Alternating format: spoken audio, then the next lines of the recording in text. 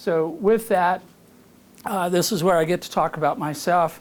I am the lead sponsor, and all the other sponsors are other hats I wear, so if you get confused, the schizophrenia is kicking in quite well at that point. But my name's Karl Dakin. I have a consulting company called Dakin Capital, where I work with clients to design, stage, and manage capital campaigns. And so I call myself a capital coach, and I've shared with some of you that when I researched that term and went online, put in capital coach, I found a shuttle service in DC and knew I was in the right area. So with that, I also wear a number of other hats, and you'll see some of those here.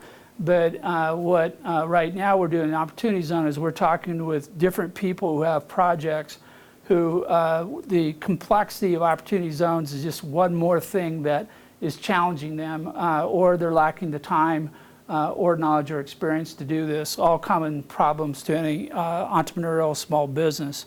And our goal is to try to figure out not how to just go out and sell, but to identify those people primarily who are going to get a secondary benefit from the success of your enterprise, and that secondary benefit being great enough and a motivator enough to compel them to provide you with the resources you need in a manner and form that you can afford and make sense.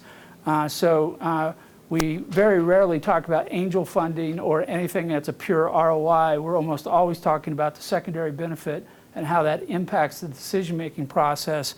And we're almost always talking within the supply chain of whatever business or industry you're in, where people may have money, may know you, and may need you more than you need them in order to satisfy their own particular mission or purpose. So with that, one of the projects I'm working on is the Sugar Beet District project. We are looking to acquire property in Fort Collins, Colorado, build a 50-acre, roughly $250 million projected cost mixed-use complex. And this is designed from day one to be an optimal live, work, play environment to break down the barriers between the job and the home and entertainment, so that this is a place where you'd want to be all the time, because everything you need to do in life can be done in a single location. We're currently right now negotiating contracts for some land acquisition that makes up this entire parcel, and hopefully we'll get a commitment on that and start an Opportunity Zone campaign shortly thereafter.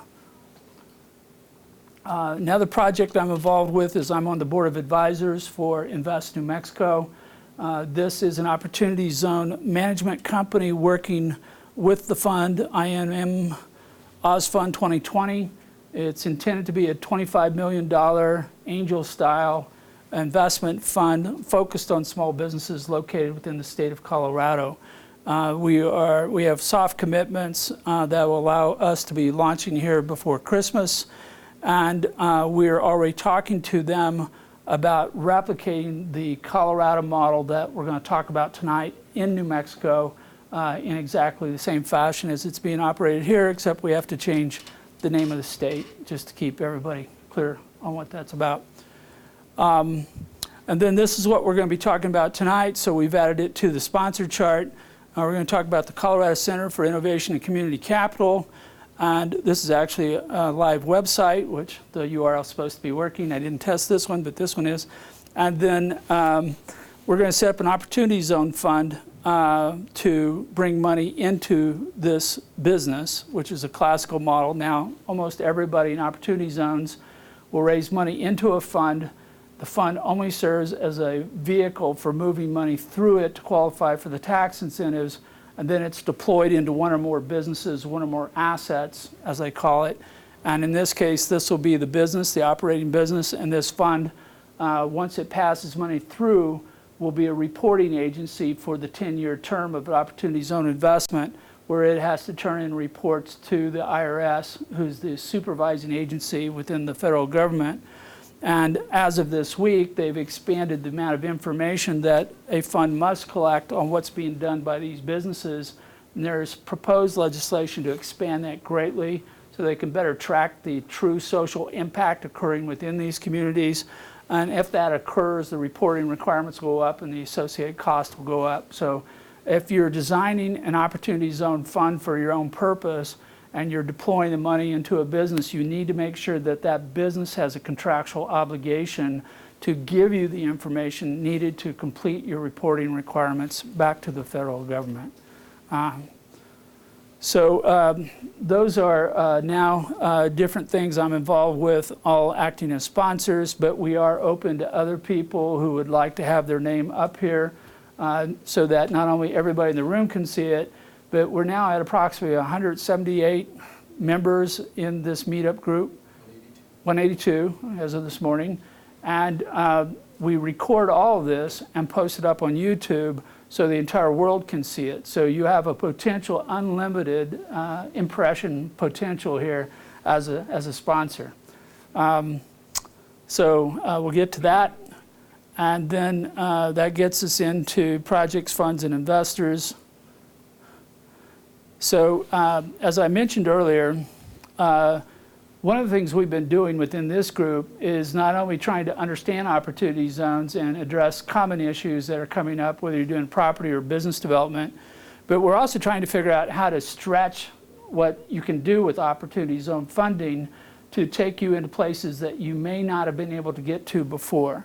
So we're working through what we're calling a number of enhancements, and these enhancements will either increase the ROI, the return to the investor, which makes this particular project more attractive to investors so it can compete for money better, or we're creating an enhancement of the benefits created by the project so that there are more people who will get involved with it and support the project from a non-monetary standpoint. And it's one of the issues we've been looking at with the workforce housing is that if we go into a small community and tell them we want to throw up a bunch of houses, initially everybody's going to go no, because you're going to overwhelm the sewer or water system, you're going to create more policing issues, you're going to just overwhelm the infrastructure of the community. So when you do something like this, you have to figure out how do we mitigate those problems, how do we overcome those problems so that this is in fact beneficial to the community as we get started. So one of the things we've been looking at, and this is again tonight's theory, is a funder's fund. I did a lot of work here in Colorado with crowdfunding. I helped pass the initial legislation 4.5, 5 years ago, and we found that as much as this is a great tool for raising money, it overwhelmed the time, money, and complexity requirements of a small business. So to date in Colorado, since we got the statute passed, not one single business has taken advantage of the new statute because it overwhelmed their capabilities. And what we're seeing now with opportunity zones and in the business, small business realm in particular, the same kind of kind of sticker shock or deer in the headlights kind of a reaction. Oh, it's cool, I need that money, it looks like I qualify, I'm in an opportunity zone, I have a business, I meet those requirements, but I can't quite get there from here because I don't understand all these weird timelines that opportunity zone deployment requires, or I don't understand something else, or I don't have the time to go do it, so we've run into this problem. So what we're seeing as a need is to bring talent and money to the table to overcome this at the small business level, and that's what we're going to be talking about with this tonight.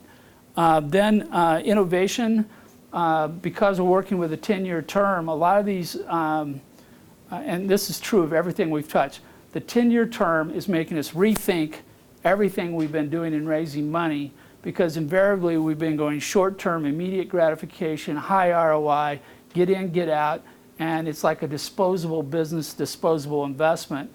And now we're going, no, it's got to be 10 years. Well, 10 years is a long, long time. It may be 2, 3, 4, 5 lifetimes in the technology world.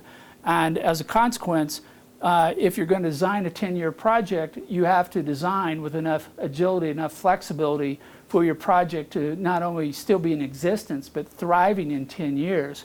So we're recommending that any large-scale project embed an innovation element into it so that it is basically adjusting to markets and continuing to grow rather than throw it out there and wait and see what happens.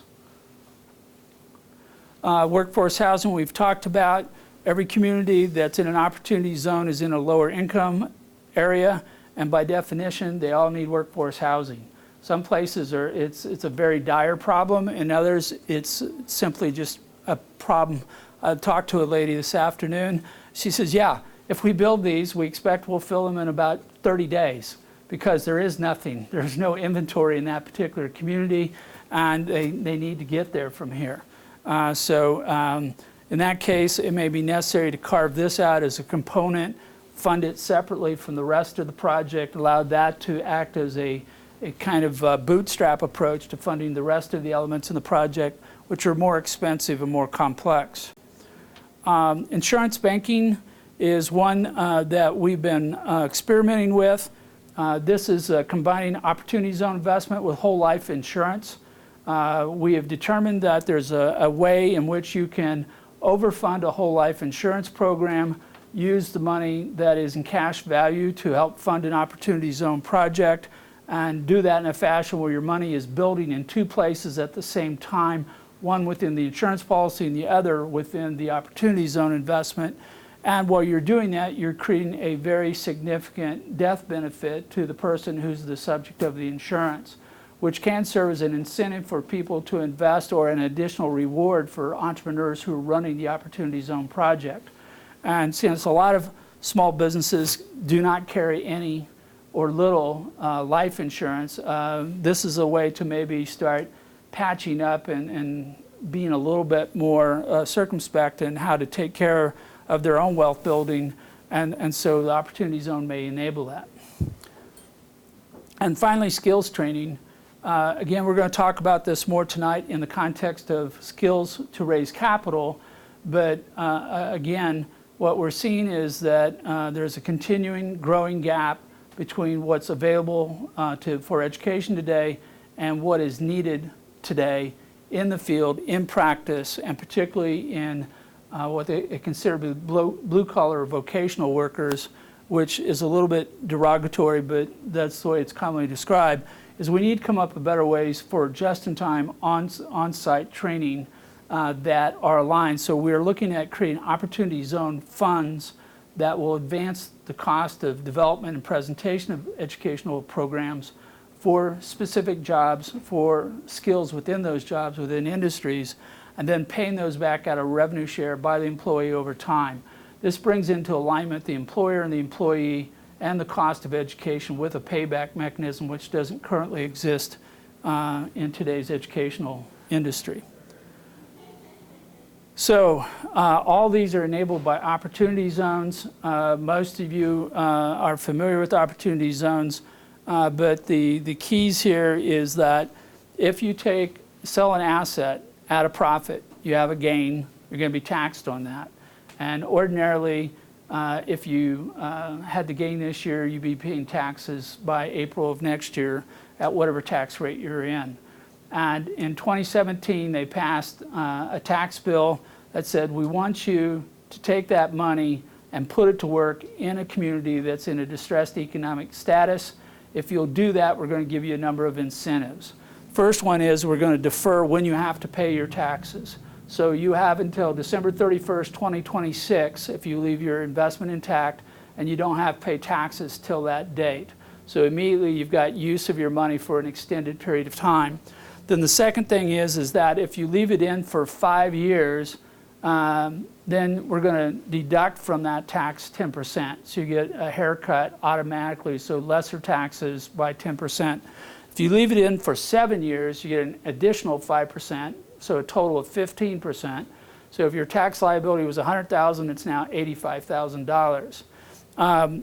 This is important in some respect because your last chance to get a full 7 years ends on December 31st of this year. Otherwise, you're going to be put automatically into the 5-year category. But in terms of the overall impact on your investment, for most people, it's not of consequence compared to the other benefits. The big benefit is if you leave your investment intact for 10 years, you get all of your profits tax-free. So there's no tax liability on the gain on your investment by investing through an Opportunity Zone fund. And depending upon the project, that's where almost all the benefits are at. And in certain cases, the benefits can be huge. If you're in a private business setting that goes to the moon and the stock goes up 1,000%, that's all tax-free, that's a really good place to be. What we're seeing in real estate is that typically you're getting 3 or 4 more percentage points on your ROI because it's after tax rather than pre-tax. And that may make a difference on your project, whether it's attractive to investors or not. So this is what we're having repeated discussions about. They've had 2 set of proposed rules, neither of which are final, so we're basically flying without instructions. And some of these projects seem pretty straightforward, and some of them are raising all kinds of really fun and strange exotic questions. Can you do this or can you do that? So I was getting even more clarity because I was fortunately sitting next to the tax accounting sponsor this morning, so I was banging questions off him while we were having breakfast this morning and verifying that I am correct on how we're treating our capital gains. I was not incorrect on that. This is what brings us all together, is that this is a different type of capital. It's not a tax credit, which you only can use if you make a profit in a large enough amount to be of any sense. We had Sean Covey in here a few weeks ago, and he talked about a number of different incentives. A lot of those were tax credit type things, and a lot of small businesses either don't earn enough profit or they're not earning any profit, so it doesn't do them any good. Sean did talk about some other things, and some of the things that are becoming more apparent here is that ordinarily during a life of a real estate project you depreciate off your buildings and assets, and then when you sell them you have to recapture that. But in an opportunity zone setting you do not. And so in certain circumstances accelerated depreciation of a property asset may end up being a double win for you at the back end of an opportunity zone. And these are things we're figuring out as we go along. So this is where we're at. This has been around now almost 2 years, and we're still just kind of getting comfortable with some of the things that we can and cannot do. And there's a lot of things we're still learning about. So if any of you have an opportunity zone fund or an opportunity zone business or property that you would like to showcase, we invite you to contact me, and we'll get you up here in front for 5 minutes where you can talk about what you're trying to do, so you can share it with everybody in the room and everybody who has access to YouTube, which is everybody in the world. We're going to charge you a rate per impression on that, and we'll see just how much additional revenue that brings into this program. Yeah, if you have something, please let me know. We want to get these out here because it gives you a chance to talk, present, and do it at a practitioner level. It's not a money pitch. It's a project pitch, and you can get some feedback and maybe find other people to join your team. Or actually, you may also find people with money. But please consider that. So that brings me to the end of part 1 of tonight's program. So we'll take a 5-minute break.